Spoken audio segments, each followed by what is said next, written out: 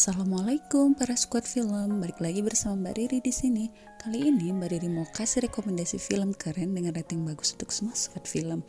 Tapi Mbak Riri cerita rekom filmnya sambil masak ya. Biar para squad film gak hanya dapat info keren tentang film, tapi juga resep sederhana masakan Mbak Riri untuk menemani para squad film nonton nantinya. Kali ini Mbak Riri bakal rekomendasiin 5 film India yang menurut Mbak Riri itu keren banget. Sambil liatin Mbak Riri masak oseng kentang teri cabai setan. Oke, langsung saja. Di urutan pertama itu ada film Ganjini tahun 2008. Film ini menceritakan tentang balas dendam seorang lelaki bernama Sanjay Singhania yang diperanin sama Amir Khan atas kematian tragis kekasihnya bernama Kalpana yang diperanin Asin. Namun dalam proses balas dendamnya, Sanjay memiliki masalah dengan ingatannya karena dirinya memiliki penyakit gejala anti-retrograde amnesia, yaitu kehilangan ingatan dalam jangka pendek akibat pemukulan yang dilakukan para penjahat pada momen pembunuhan kekasihnya itu. Para penjahat suruhan Ganjini ini yang merupakan target dari Sanjay pun berhasil melumpuhkan Sanjay dengan menghapus semua tato di tubuhnya dan bukti yang sudah dikumpulkan Sanjay agar terus mengingat bahwa dirinya sedang melakukan balas dendam kepada Ganjini yang sudah membunuh kekasihnya. Namun, berkat bantuan mahasiswa kedokteran yang sedang menyelidiki kasus penyakit Sanjay, yaitu Sunita yang diperankan Jia Khan, Sanjay kembali mengingat peristiwa kelam tersebut dan kembali membalaskan dendamnya kepada Ganjini dan anteknya. Asli, menurut Mbak Riri film itu bagus banget, apalagi cerita percintaan antara Sanjay dan Kalpana itu sweet dan gemesin banget. Mau lihat akting bucinnya Amir Khan ya di film ini, tapi sayangnya film ini endingnya tragis. Sebagai penonton, Mbak Riri berharap sih Kalpana bisa diselamatkan malam itu. Sebenarnya Ganjini ini merupakan remake dari film Ganjini versi Tamil di tahun 2005 dengan sutradara yang sama, yaitu A.R. Murugadoss. Dan versi Tamil Ganjini ini sebenarnya terinspirasi dari film Hollywood yang disutradari dan diproduksi oleh Christopher Nolan, yaitu Memento di tahun 2000. Di posisi keempat ada Dirsham tahun 2015.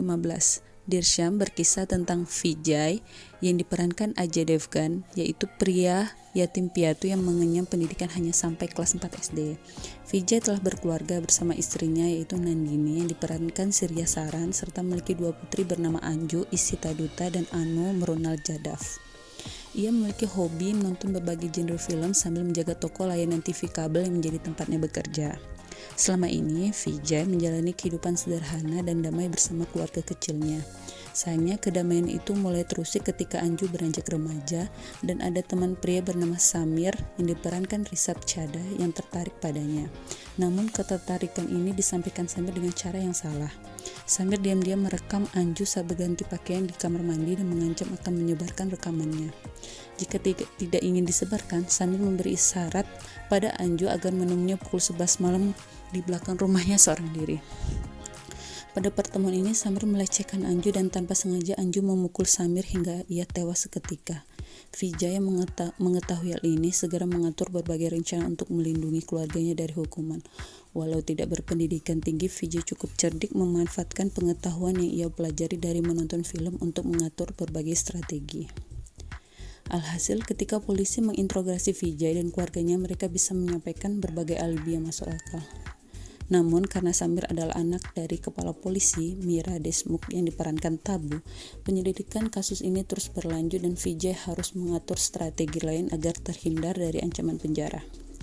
Film ini tuh ya, ngebuat kita tambah sebel sama polisi India. Gila sih kepala polisi sampai tega nyuruh ngehajar Vijay sekeluarga biar mereka ngaku. Pokoknya nih film bikin tegang saat nonton dan bikin kita wow di ending. Dirsham ini merupakan film besutan sutradara Nishat Kamath dan dirilis perdana pada 2015 dan merupakan remake film berbahasa Malayalam India tahun 2013 yang ditulis dan disutradari oleh J.T. Joseph. Di posisi ketiga ada Itefaq tahun 2017 yang menceritakan Vikram Siddharth Malhotra, merupakan novelis misteri keturunan India yang tinggal di London. Ia datang ke tanah leluhur untuk peluncuran karya terbarunya setelah yang terakhir mengalami penjualan yang buruk. Keadaan bertambah rumit ketika ia menemukan istrinya tergeletak tewas di sebuah hotel di Mumbai dan ia dicurigai sebagai tersangka. Malang bagi Vikram dalam pelariannya, ia ditemukan pingsan di samping mayat dengan serakan vas berdarah di sebuah apartemen milik Maya yang diperankan Sonexi Sinha, yang sama sekali tidak ia kenal. Jenazah tersebut merupakan suami Maya. Kasus kini bertambah rumit bagi polisi. Dalam semalam terjadi 2 kasus pembunuhan dengan 2 tersangka dan pengakuan berbeda. Kasus ini kemudian ditangani oleh Dev yang dilakoni dengan apik oleh Aksai Khanna. Mereka memiliki waktu 3 hari untuk mengungkap peristiwa ini. Film ini tuh merupakan remake dari film hit tahun 1969 dengan judul yang sama, yaitu Ittefaq. Jadi nonton film ini kita akan dibuat pusing dengan pengakuan kedua tersangka dan bingung nebak mana yang benar-benar tersangka. Dan di akhir film kalian yang nonton akan terkejut dengan endingnya. Dan seperti yang Mbak Riri bilang, setelah nonton ini, untung ganteng, jadi berkuranglah sebelnya. Di posisi kedua ada film Hindi Medium tahun 2017. Hindi Medium merupakan sebuah film yang disutradari oleh Saket Chaudhary.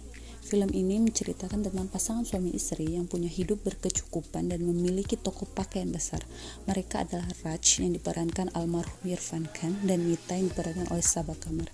Mita ingin anaknya dapat sekolah di sebuah sekolah terbaik di India.